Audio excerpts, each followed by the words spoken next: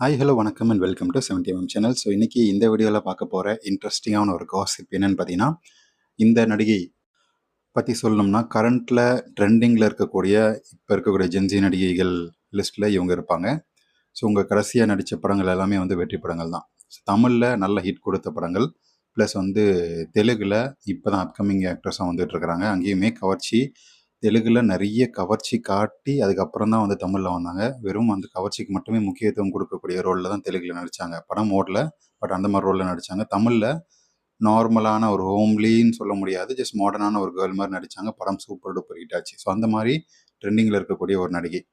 So இந்த நடிகை மேலே ஏகப்பட்ட கிசுகிசுக்கள். ஸோ ஒரு குறிப்பிட்ட ஒரு காலத்துக்கு முன்னாடி, அதாவது கொஞ்சம் மாதங்களுக்கு முன்னாடி அப்படின்னு வச்சுக்கலாம், போன வருஷம் அப்படின்னு வச்சுக்கலாம், இந்த நடிகை வந்து நியூஸில் வராங்க. எப்படின்னா, ஒரு 30லேருந்து 50 லட்ச ரூபாய் வரைக்கும் அவங்க வந்து அந்த பார்ட்டிஸ்க்கு தனிமையில் நடிகையோடைய பார்ட்டி பண்ணணும் அப்படின்னு சொல்லி ஒரு அமௌண்ட்டு. ஸோ அந்த அமௌண்ட்டை வந்து வாரம் இப்போ இந்த வாரம் ஒரு தொழிலதிபர் இல்லைன்னா வந்து பெரிய முக்கிய புள்ளிகள் அப்படின்னு சொல்லி சூஸ் பண்ணி அதை வந்து சூஸ் பண்ணுவாங்க.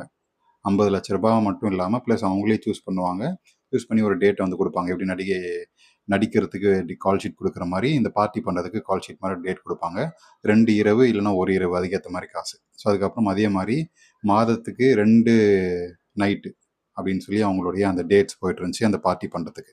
ஸோ அப்படி பண்ணிட்டு இருக்கும்போது அவங்களுடைய இந்த நியூஸ் வந்து வெளியே கசியுது. இந்த நடிகை வந்து இந்த மாதிரி தன்னுடைய திரைமறைவில் நைட்டில் பலான வேலைகள் பார்க்குறாங்க, பார்ட்டிக்கு 50 லட்ச ரூபாய் வரைக்கும் வாங்குறாங்க அப்படின்னு சொல்லி பெரிய நியூஸ் வந்துடுச்சு. நடிகையோடைய இமேஜ் டோட்டல் டேமேஜ் ஆயிடுச்சு.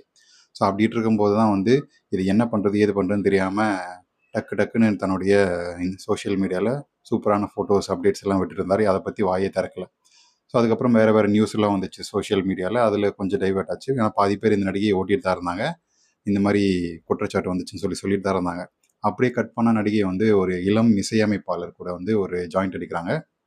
ஸோ அந்த இசையமைப்பாளரும் வந்து இந்த நடிகை மேலே ஒரு கண்ணுன்னு வச்சுக்கோங்களேன். ஸோ யங்கு மியூசிக் டைரக்டர் தான், பட் ஆனால் நடிகைகள் விஷயத்தில் கொஞ்சம் கோக்குமாக்கான ஒரு ஆள். ஸோ அப்படிப்பட்ட ஒரு ஆள் கூட ஜாயிண்ட் அடிக்கிறாங்க நம்ம நடிகை. ஏன் எதுக்கு இந்த மியூசிக் டைரக்டரோட ஆல்பம் சாங்கில் வந்து இறங்கி நடிக்கிற அளவுக்கு இவங்களுக்கு என்ன தேவை வந்துச்சு அப்படின்னு சொல்லி எல்லாருமே அந்த பாட்டு ரிலீஸ் ஆகும்போது கேட்டுட்டு இருந்தாங்க.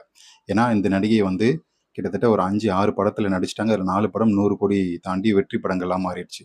ஸோ அப்படி இருக்கும்போது ஒரு ஆல்பம் சாங்கில் நடிகை நடிக்க வேண்டியதுக்கான காரணம் என்ன அப்படின்னு சொல்லி பார்க்கும்போது தான் தெரியுது, இவங்க மேலே வச்சுட்டு இருக்கக்கூடிய அந்த குற்றச்சாட்டை டைவர்ட் பண்ணுறதுக்காக.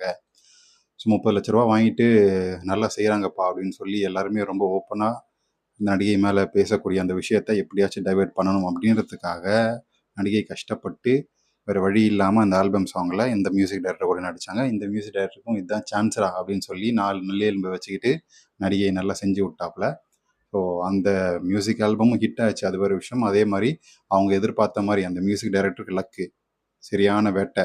அப்புறம் இந்த நடிகைக்கும் வேலை வந்து முடிஞ்சு, அதாவது அவங்க மேலே வச்சுருக்கக்கூடிய அந்த கான்ட்ரவர்ஷியலான நியூஸ் எல்லாம் டைவர்ட் ஆச்சு. இந்த பாட்டும் ஹிட் ஆச்சு. எல்லாத்துலேயுமே வந்து டிக் ஆச்சு. நடிகைக்கு அடுத்தடுத்த பட வாய்ப்புகளும் கிடைச்சாச்சு.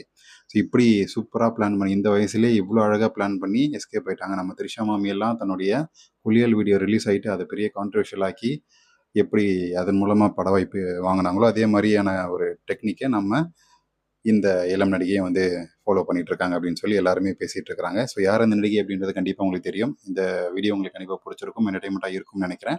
அப்படி நீங்களும் நினச்சிங்கன்னா லைக் பண்ணுங்கள், ஷேர் பண்ணுங்கள், சப்ஸ்கிரைப் பண்ணுங்கள்.